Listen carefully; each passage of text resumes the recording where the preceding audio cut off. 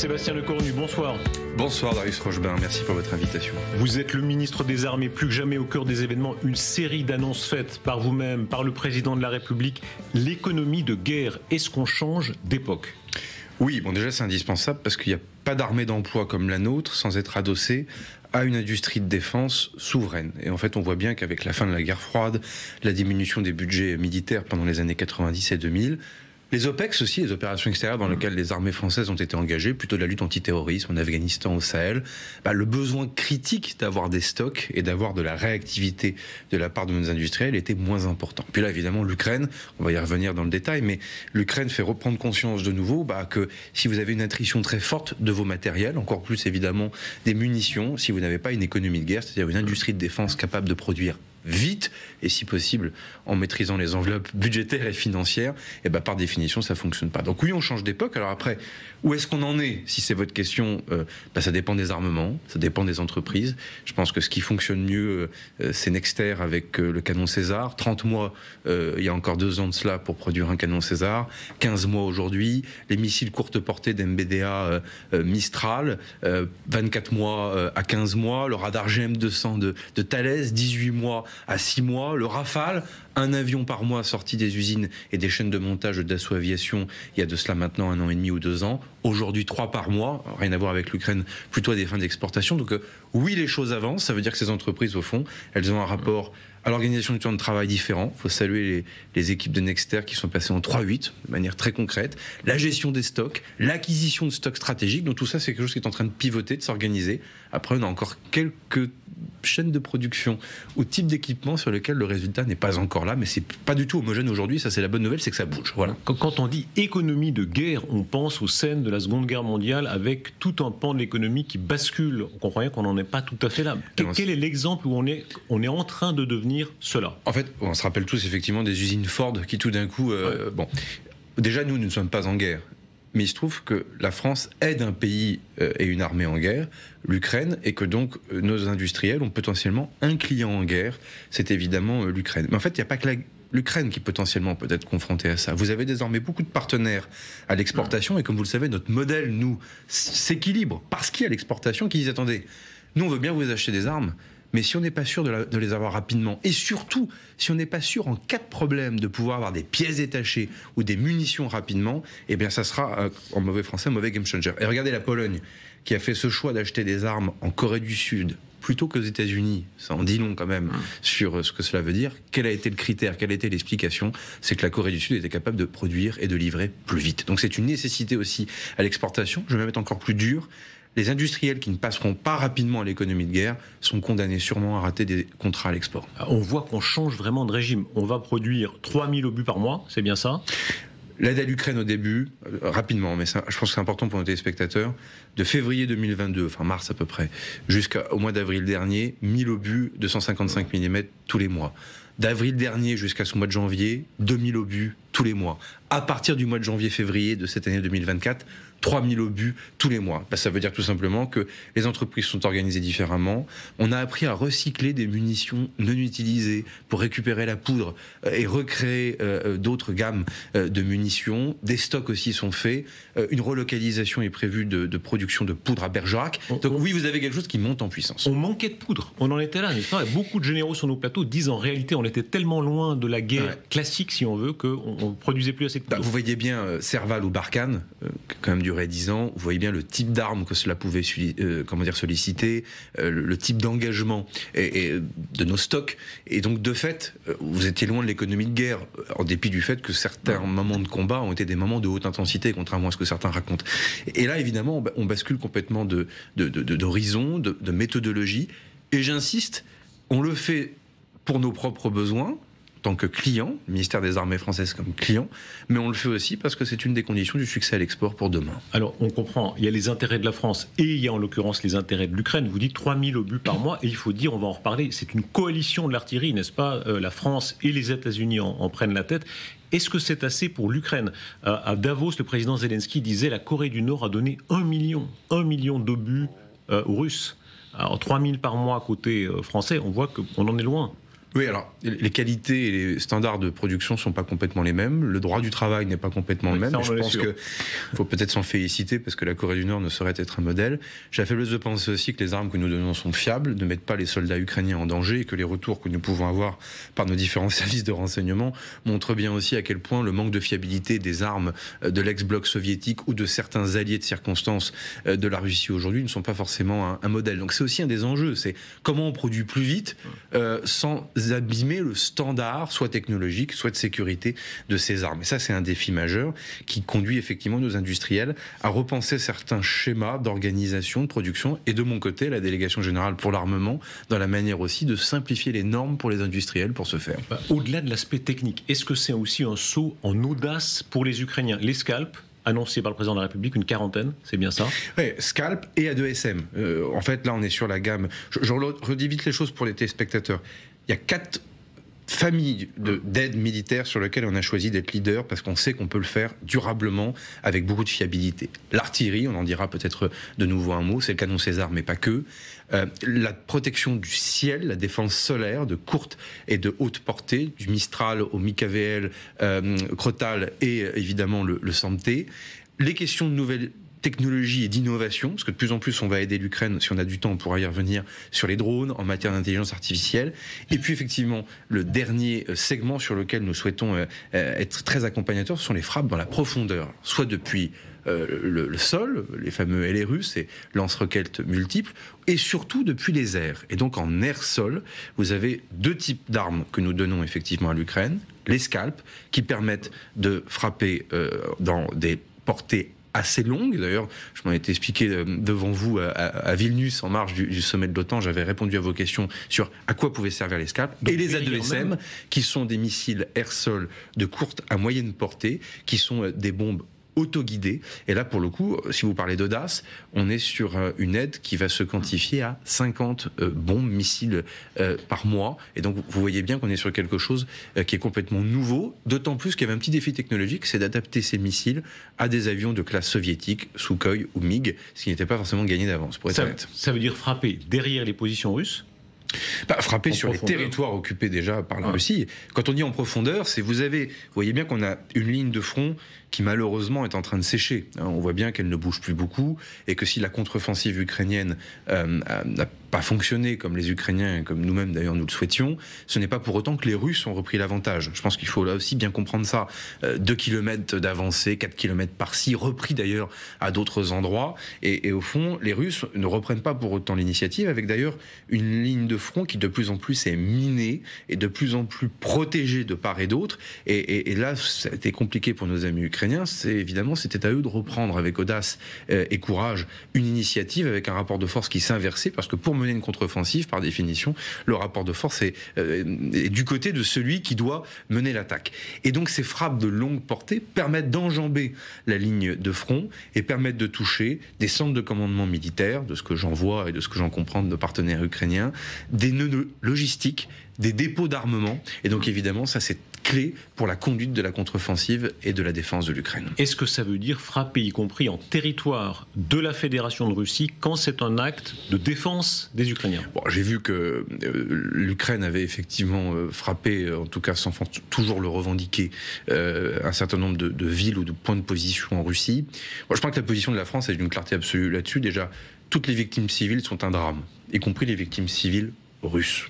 Je pense qu'il faut le dire très clairement. Après, une fois qu'on a dit ça, l'Ukraine agit quand même dans un cadre de légitime défense. Il ne faut pas que le narratif des uns et des autres, la propagande des uns et des autres vienne faire oublier cela, et que l'Ukraine, à 99,8%, mène toujours ses frappes sur le sol ukrainien occupé par la Russie. Donc il ne faut pas que les quelques frappes qui peuvent exister ici ou là viennent faire oublier la réalité et statistique et en matière de droit international de ce qui se passe depuis février 2022. Mais vous savez bien que ce 0,02, c'est une charge politique énorme. Est-ce que ça veut dire que vous acceptez l'idée que dans certains cas, on comprend que vous dites c'est une marge, mais que dans certains cas, l'Ukraine utilise des armes, des Scalp en l'occurrence, pour frapper en Russie? Déjà, je ne considère pas que c'est le cas, pour être précis sur les armes françaises. Et deux, je le redis, s'il y a escalade, c'est condamnable, mais c'est forcément la Russie qui en est le responsable. Attention à ne pas faire passer la victime pour l'agresseur, comme trop souvent, ici ou là, sur les réseaux sociaux, on peut le voir ou l'écrire, c'est faux. On entend bien lorsque vous dites une petite évolution. Vous n'êtes pas le seul à le dire. Hein. Le tabou, c'était un tabou pour beaucoup d'Occidentaux, c'est en train de bouger.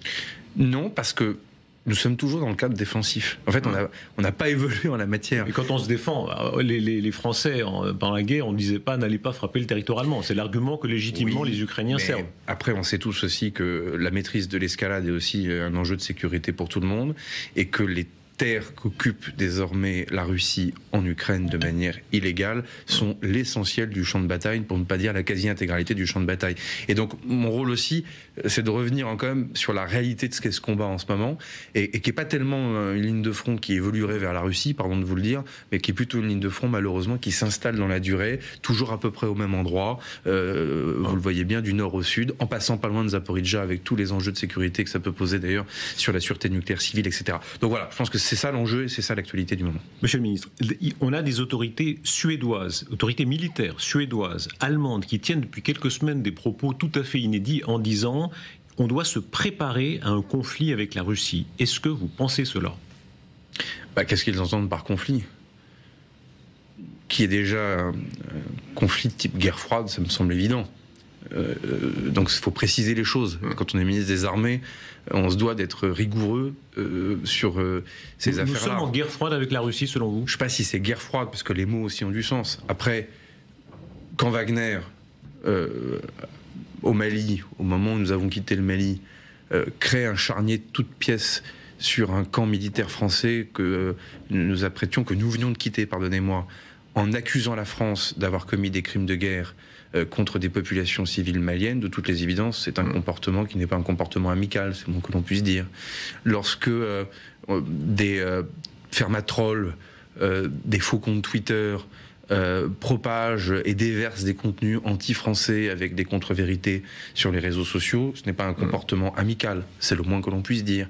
Donc, de toutes les évidences, nous sommes aussi dans une nouvelle génération de compétition, si je suis précis dans les mots que j'emploie, plus hybride, de détournement d'objets civils à des fins militaires, pardon, mais le chantage énergétique. Enfin, si nos concitoyens payent aujourd'hui leur pétrole ou leur gaz plus cher, c'est parce que précisément la Fédération de Russie a intenté cette guerre avec les conséquences qu'on nous connaît et aussi les chantages qui vont avec. Et encore, nous avons une souveraineté alimentaire importante grâce à nos agriculteurs, à qui on doit tant. D'autres pays subissent, eux, évidemment, ce chantage à la pression, notamment sur les céréales. Donc en fait, vous voyez bien que la Fédération de Russie, aujourd'hui, au-delà de sa dissuasion nucléaire, au-delà de son armée conventionnelle et de la guerre qu'elle mène en Russie sous la voûte nucléaire russe, a d'autres moyens de venir en fait attenter à des intérêts de sécurité, de démocratie comme les nôtres. Et donc c'est en cela qu'il faut nous réfléchir à ces nouveaux périmètres au fond de compétition. Mais pour être plus concret, quand les Polonais, les Baltes imaginent qu'il puisse y avoir au moins une provocation de type conventionnel sur leur territoire, est-ce que vous le pensez vous aussi ? Ils ont peur, je peux comprendre qu'ils aient peur.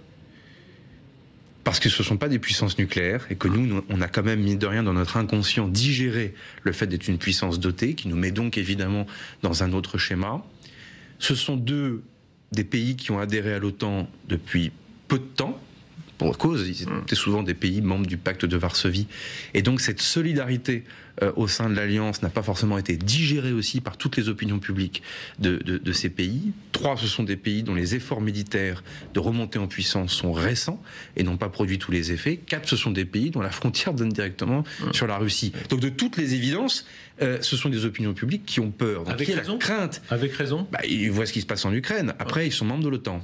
Et c'est pas la même chose d'être membre de l'OTAN ou de pas être membre de l'OTAN. Mais si le ministre a un peu de fait accompli, pardon, les Baltes, par exemple, vous disent, voilà, à Vilnius, les chars peuvent arriver en 1 heure, par exemple, 45 minutes.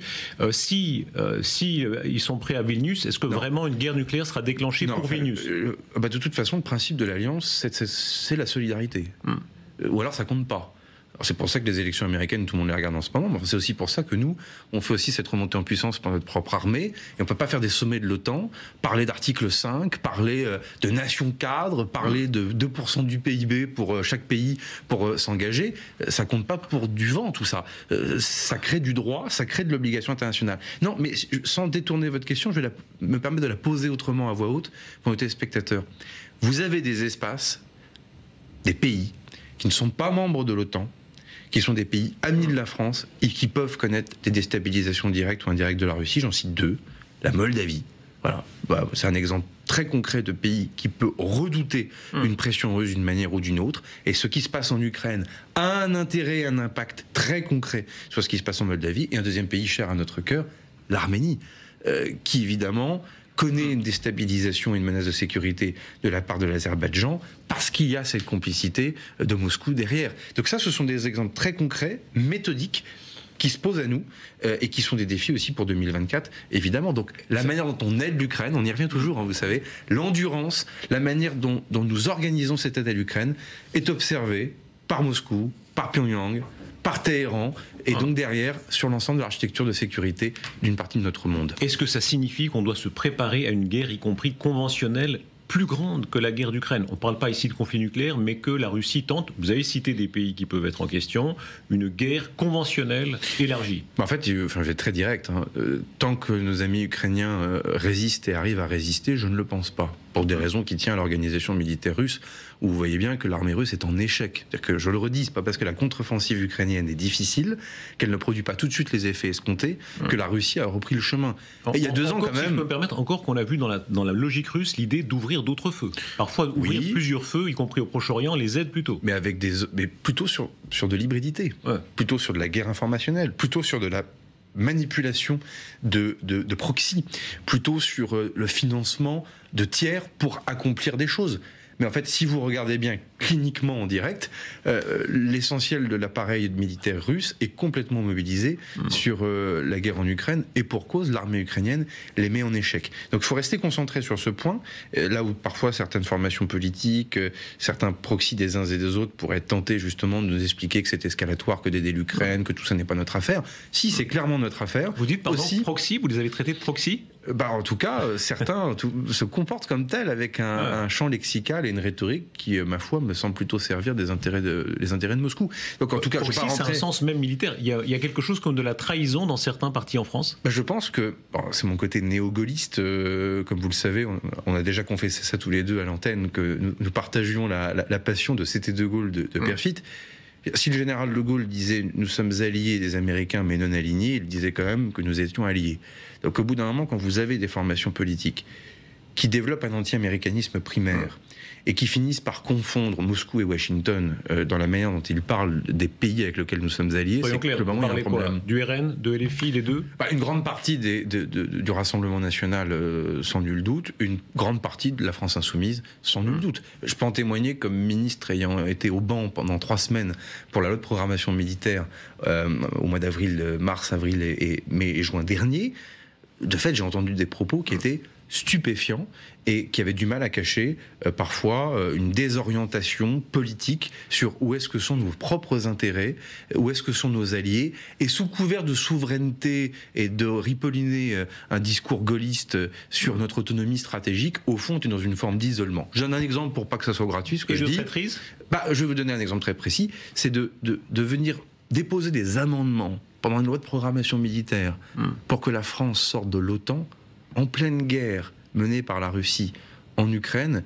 C'est le plus beau baiser sur la bouche fait à Moscou.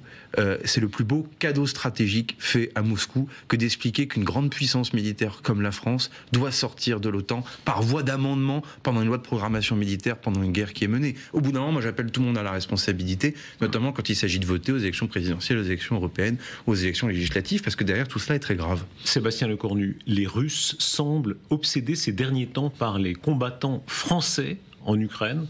Qu'est-ce qu'il en est? Est-ce que pour vous, et certains sont dans nos émissions d'ailleurs, ils s'appellent Flash, il y en a qui s'appellent Paul, etc. Souvent ils sont anonymes, mais on peut les comprendre, ils risquent leur vie. Est-ce que pour vous c'est louable que des combattants français combattent en Ukraine? En fait, là aussi, guerre informationnelle russe, et on le voit bien depuis 48 heures d'ailleurs, il y a un durcissement, y compris assumé par le ministère de la Défense. Exactement. Exactement. En jouant en fait sur quelque chose qui est quand même pas neutre. C'est-à-dire vous avez des citoyens français, civils, qui sont partis combattre sous un uniforme ukrainien. On n'a pas à leur interdire. Je veux dire, c'est encore une démocratie, donc par définition, ces gens-là n'ont pas de lien avec les forces armées françaises, n'ont pas d'uniforme français, n'ont pas de lien avec l'institution militaire française. Et là où évidemment les Russes... Pardon, il y a eu les brigades internationales dans d'autres temps, et ça existait. Est-ce que c'est bien selon vous, moralement? Moi, j'ai pas de jugement à apporter parce que de toute façon, ce que je vais dire va être utilisé. Donc, ça me permettrait d'être plus prudent que n'importe quel autre citoyen. Après, là où la Fédération de Russie joue de cette ambiguïté, c'est en disant, vous voyez, il y a des Français sur le champ de bataille. Sous-entendu, vous avez des gens qui ont un lien avec la République française, avec l'institution militaire française qui est sur le champ de bataille, pour au fond entretenir ce narratif de co-belligérance. Et d'ailleurs, vous l'aurez noté, ça se durcit depuis 48 heures et ça correspond à quoi?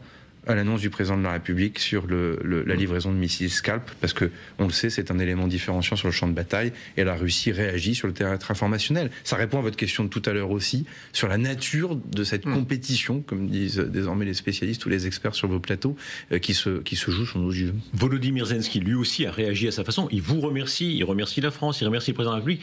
Il insiste déjà sur la suite, c'est-à-dire cet accord bilatéral de sécurité dont il espère beaucoup. Expliquez-nous en quoi, pour l'instant, on comprend que c'est un travail, un document de travail, mais en quoi la France sera vraiment liée à l'Ukraine dans cet accord?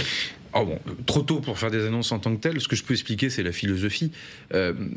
Vous avez de tout temps des accords de défense ou des accords bilatéraux en matière militaire, en matière de sécurité. On en a déjà beaucoup, notamment dans des pays dans lesquels on a des bases militaires. Vous en avez à Djibouti, vous en avez aux Émirats Arabes Unis. Bon. La réflexion, c'est de se dire, dans le moment dans lequel on va rentrer pour l'Ukraine, quels sont les partenariats de défense que l'on peut développer par voie de traités bilatéraux, donc dans lesquels on n'abandonne rien de notre souveraineté. Et évidemment, les questions d'économie de guerre vont en faire une bonne place. S'il fallait faire une annonce, je ferais celle-ci. C'est de dire, voilà, comment au fond notre industrie de défense peut créer des partenariats avec des entreprises ukrainiennes pour durablement être en situation de produire. Mettons que la guerre en Ukraine se termine demain, ce qu'on peut tous souhaiter pour des raisons évidemment humanistes comme pour des raisons de sécurité collective. Il n'y a pas de schéma dans lequel l'armée ukrainienne ne doit pas continuer à monter en puissance pour continuer de dissuader, de protéger ses frontières, son ciel, avec tout ce qui se passe. Donc en fait, pour produire par exemple des Césars en Ukraine, en territoire d'Ukraine. Ou tout simplement pour les réparer, pour les entretenir dans la durée, et en fait on le fait déjà. Quand Dassault vend des Rafales, c'est un mauvais exemple peut-être, mais à l'Inde, vous avez ce qu'on appelle des offsets.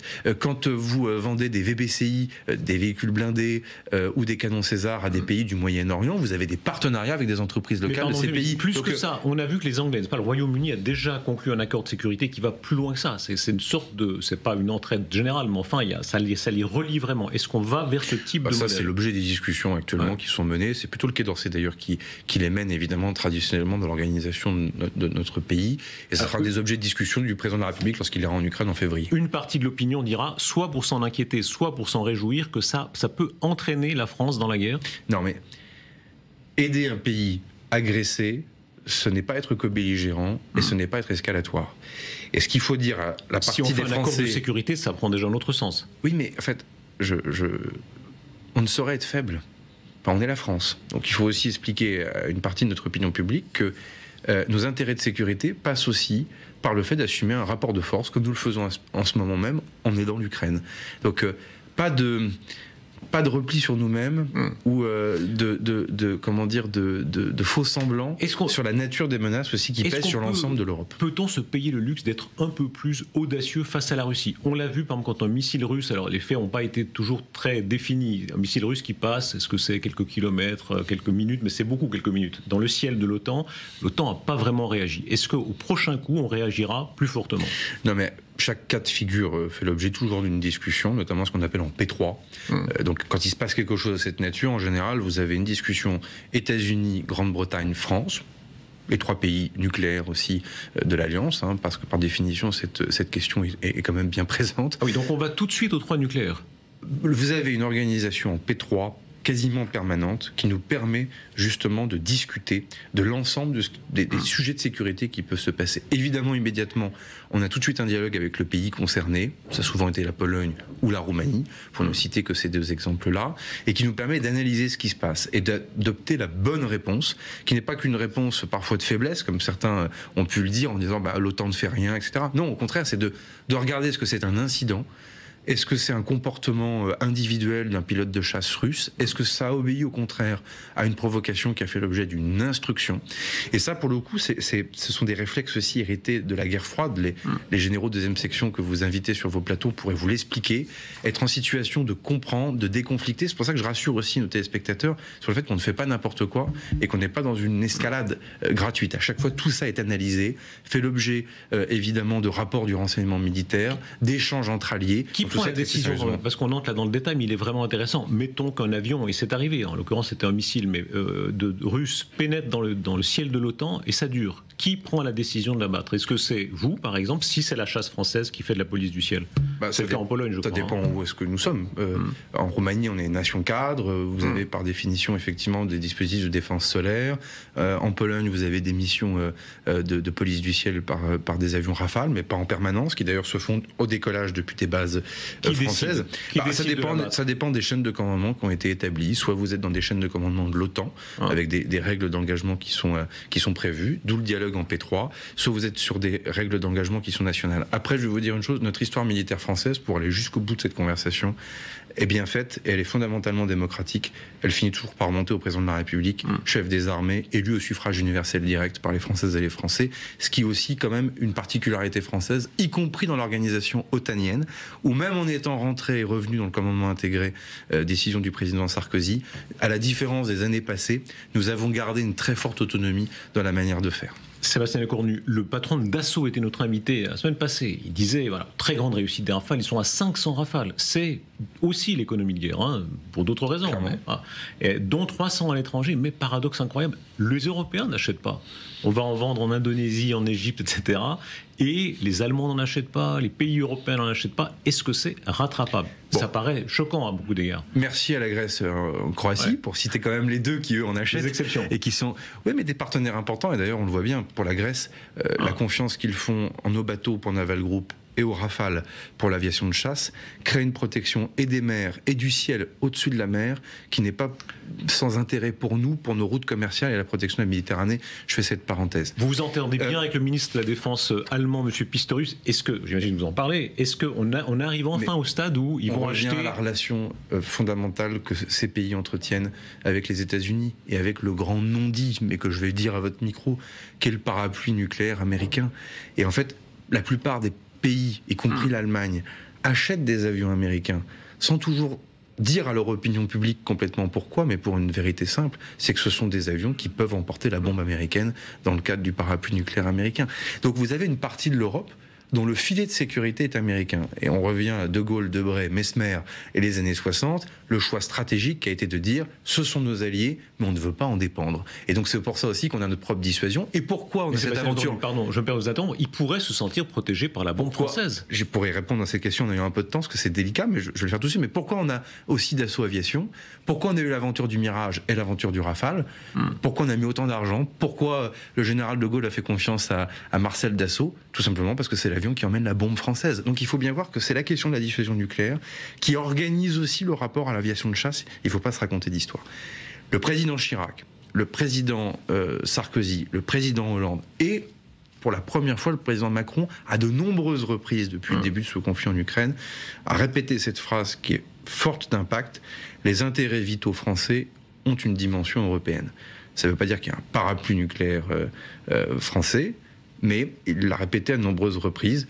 Et donc, pour le coup, c'est une formule qui mérite d'être observée par les différentes capitales. Est-ce que ça veut dire que la boulangère de Düsseldorf ou le postier de Francfort peut se dire qu'il est aussi protégé par la bombe nucléaire française? Je ne répondrai pas à cette question, parce que dans la doctrine de la dissuasion nucléaire, je n'ai pas à y répondre. C'est au président de la République, à lui seul d'ailleurs, de répondre à cette question. C'est d'ailleurs pour ça que le général de Gaulle a souhaité, en 1962, que le président de la République soit élu au suffrage universel direct, parce que nous apprêtions à être une puissance dotée et qu'il voulait que ça le soit. En tout cas, ce que le président de la République a dit, je le redis là, c'est la doctrine française, les intérêts vitaux français ont une dimension européenne. Les États-Unis sont engagés dans une opération de guerre en mer Rouge, le Royaume-Uni aussi. C'est une guerre ouverte, là. C'est pas une guerre couverte, n'est-ce pas, contre les terroristes houthis qui attaquent des bateaux, aussi des bateaux français, dans la mer Rouge, qui causent un désordre énorme dans le commerce international. Pourquoi la France n'est-elle pas ici à 100% aux côtés des Américains et des Anglais? Alors, nous le sommes complètement sur toutes les frappes de légitime défense. Et donc c'est pour ça que la Languedoc est là. D'ailleurs, au passage, on en parle peu, mais il y a toujours un bateau français dans cette zone, en général et en permanence. Parce que c'est une zone sensible. On a un grand pays d'importation et d'exportation. On exporte des matières premières agricoles, on importe des hydrocarbures. Donc du canal de Suez, Hormuz, Bab el-Mandeb, la mer Rouge, globalement c'est une zone dans laquelle on a un déploiement, soit d'une frégate, voire du groupe aéronaval Charles de Gaulle. Ça veut dire que vous réagissez à toute attaque? Les routes commerciales maritimes sont un sujet pour nous, y compris parce qu'on a nos territoires d'outre-mer avec des liaisons maritimes de CMA, CGM ou d'autres. Donc de toute façon, ça fait l'objet, comme on dit, de contrats opérationnels en permanence sur l'ensemble de la région. De fait, le président de la République a décidé de ne pas faire de frappe préventive sur le Yémen, ce qui n'est pas complètement la même chose. Donc frappe de légitime défense, d'interception de missiles ou de drones qui peuvent toucher des bateaux dans la zone de protection que nous avons définie. Néanmoins, pas de frappe préventive à des fins d'éviter toute forme d'escalade. Ça veut dire qu'on n'ose pas frapper les Houthis au Yémen sur le territoire même parce que c'est de là que quand on a un ennemi qui vous menace à ce point-là, on va le frapper à la source. Ce n'est pas le choix que nous avons fait, pour des raisons aussi qui tiennent à ce que nous cherchons à faire par ailleurs en termes de déconfliction ou de maîtrise de l'escalade à d'autres endroits du Proche et du Moyen-Orient, et je pense que tout le monde comprendra. Alors, traduisons-les, comme on dit, ça veut dire que vous ménagez un certain nombre d'alliés dans le Golfe? Non, parce que les Houthis sont coupables les Houthis, c'est sûr. Mais des attaques qu'ils donnent, on n'est pas là pour les ménager, oui, puisque par définition, nous interceptons ce qu'ils envoient. Bon. Les Houthis, c'est sûr, mais est-ce que ça veut dire que la France veut marquer une position un peu différente des anglo-saxons dans la région? Alors, il est clair que nous sommes le dernier grand pays occidental, avec nos amis américains, il faut le reconnaître, mais qui consacreront autant de temps à la maîtrise de l'escalade au Liban, pour ne donner que cet exemple. 700 soldats français sous mandat des Nations Unies à la Finule, qui sont vraiment sur la ligne. Le camp de Nakoura, il est à 5 km de la ligne, avec évidemment des seuils qui chaque jour se rehaussent petit à petit. C'est jamais spectaculaire, mais c'est toujours une gradation qui malheureusement va vers le haut et rarement vers le bas. Et donc il est clair qu'on est engagé dans une diplomatie discrète, parfois publique, parfois discrète, voire secrète, d'interaction. C'est pour ça que je partirai en Israël, d'ailleurs dimanche soir, pour gagner Tel Aviv, pour avoir un certain nombre de conversations avec les autorités israéliennes sur la question des otages. Je vous rappelle que nous avons encore 3 otages aux personnes disparues, et que ça reste la priorité numéro 1, évidemment, pour nous, mais aussi la maîtrise de l'escalade, notamment sur le Liban. Là, ce que fait Israël actuellement en légitime défense, ils ont été attaqués par le Hamas, on voit combien les mots comptent. Il y a l'accusation de génocide, l'accusation de crime de guerre. Quel est le mot que vous retenez?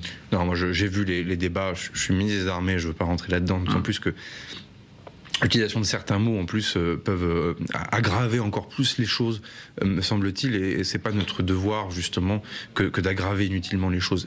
De fait, le cessez-le-feu est urgent. De fait, ce cessez-le-feu permet de faire 2 choses. Ça, je peux en témoigner pour avoir été quand même au cœur d'un certain nombre de discussions, comme vous le savez, au mois de novembre dernier. Les libérations d'otages, c'est parce qu'il y a une trêve qu'on a pu libérer les otages. Je pense qu'il faut que ce soit dit clairement de nouveau, c'est une évidence. Et la deuxième des choses, c'est évidemment pour accompagner au mieux sur le terrain humanitaire et sanitaire la population civile de Gaza. Et ce sont les trêves et les cessez-le-feu qui permettent de le faire. Monsieur le ministre, on ne peut pas entrer dans le détail du SNU, le service universel, mais enfin, ça va être en développement, le président l'a dit mardi. Est-ce que c'est assez dans tout le monde que vous venez de décrire, qui est un monde tellement guerrier? Il y a plein de choses géniales dans le SNU, mais aider des vieilles dames, aller faire des opérations de nettoyage des forêts, etc. Bravo, mais beaucoup se diront, c'est pas assez. Bon, déjà, le contenu sera à définir. Un travail va être en cours avec l'ensemble des collègues ministres, sous l'autorité du président de la République. Je pense qu'il y a quand même un cas de figure que je vous mets sur la table qui est intéressant de regarder. Il y a évidemment ce que les valeurs militaires peuvent apporter au corps social français. Après, le président a été clair, on parle de mineurs en classe de seconde, donc vous voyez bien que c'est depuis plutôt le ministère de l'Éducation nationale que cette affaire va se construire. Dans le cadre, petite parenthèse, j'ouvre une parenthèse, l'uniforme, on rejoint quand même l'armée, même si c'est pas strictement militaire, ça vous fait plaisir le retour de l'uniforme? Moi, je suis favorable à cette expérimentation. Vraiment. À l'extension même? Ah oui, enfin on verra ce que l'expérimentation donne, mais en tout cas ce sont mes convictions. On est des armées, on est en plein dans son sujet là. Oui, mais faut se rappeler que l'uniformité, c'est l'uniformité, c'est donc le fait de ne pas avoir de distinction les uns avec les autres, y compris sociale, sur la qualité des vêtements, ce genre de choses que j'ai pu connaître d'ailleurs dans ma jeunesse, étant issu d'un milieu défavorisé, en tout cas peu favorisé pour être précis. Et donc je pense que permettre dans un endroit d'avoir de la neutralité est un des moyens justement de remettre une bonne égalité entre les uns et les autres. On verra ce que l'expérimentation de la tradition militaire, remilitariser un peu les esprits. Si je reviens au SNU, pardon, c'est parce que je ne veux pas passer trop vite sur la question que vous m'avez posée. Vous avez quand même désormais des cas de figure dans lesquels vous avez des crises qui peuvent se multiplier en même temps. Et des crises qui, au fond, ne sont pas forcément militaires, mais pourraient obéir davantage à une logique de défense nationale, donc peut-être plus civile, mais concomitance de gros feux de forêt, d'une crise sanitaire comme le Covid, de grands événements qui pourraient solliciter beaucoup les différentes forces, d'opérations militaires à l'étranger qui mobiliseraient les forces armées professionnelles et qui pourraient donc effectivement créer un éloignement. Et donc il y a une réflexion à avoir sur le SNU par l'éducation nationale, parce qu'on n'est pas sur des majeurs, on est sur des mineurs, avec un contenu qui correspond à cette classe d'âge-là. Et de mon côté, comme ministre des Armées, j'apporterai une réflexion sur les réserves. Et donc comment aussi toute une classe d'âge qui a pu être éveillée à une culture de défense nationale, mineurs, peuvent à un moment donné peut-être poursuivre par un engagement dans les réserves. Ça, typiquement, c'est quelque chose sur lequel il faut qu'on travaille. Est-ce qu'il y a une logique, un jour, abolition du service militaire par Chirac? Suspension. C'est important. Ça veut dire que ça juridiquement, le président Chirac n'a pas aboli ou annulé le service militaire, il a pris un acte de suspension. Ça veut dire que juridiquement, il peut être rétabli. C'est pour ça que le recensement militaire existe toujours dans les mairies, que le ministère des Armées l'organise toujours en lien avec les différentes municipalités, et que vous avez cette journée citoyenne, une convocation de 24 heures pour l'ensemble des jeunes filles et des jeunes garçons de ce pays. Ça veut dire, pardon, qui est une journée qui, quoi qu'il arrive, il faudra la rénover, puisque objectivement aujourd'hui, elle n'est pas complètement satisfaisante. Ça veut dire que dans ce monde si guerrier, il faut garder à l'idée que ça pourrait revenir, comme vous le dites, il est que suspendu. Je pense que c'était une prudence en 1995-96 que de le suspendre. Aujourd'hui, je peux vous certifier comme ministre des Armées que la professionnalisation des armées est la meilleure des choses qu'on ait pu faire. On ne peut pas parler de nouvelles technologies, de combats de haute intensité, d'hybridité, et ne pas voir que être soldat est un métier. Donc par définition, on n'est plus dans une ambiance guerre froide, pour le coup, comme jadis, dans lequel il faudrait masser des millions de jeunes gens aux frontières Est ou aux frontières du rideau de fer.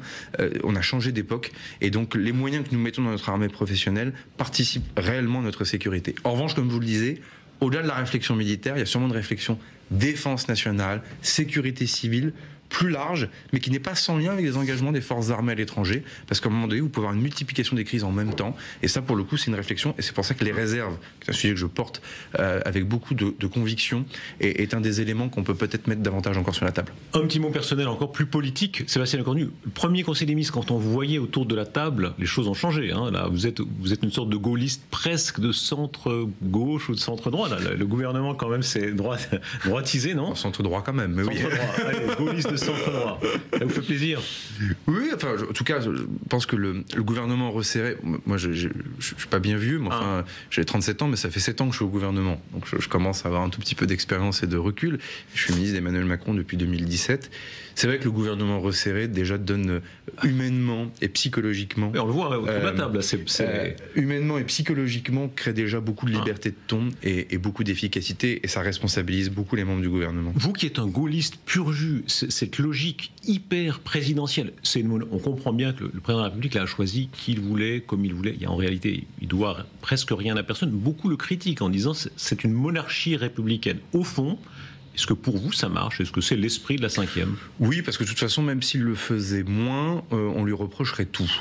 Et ça, je pense que c'est la rencontre de la 5e République et des chaînes info, des réseaux sociaux, de l'immédiateté dans un pays où tout le monde se retourne vers la puissance publique et donc de celui qui était sa tête au sommet, c'est-à-dire le président de la République. Donc moi, je considère qu'il a raison d'emmener sa responsabilité personnelle devant le peuple français le plus loin possible. Il a été élu par 2 fois pour ça. Monsieur le ministre, merci. Merci beaucoup pour votre invitation.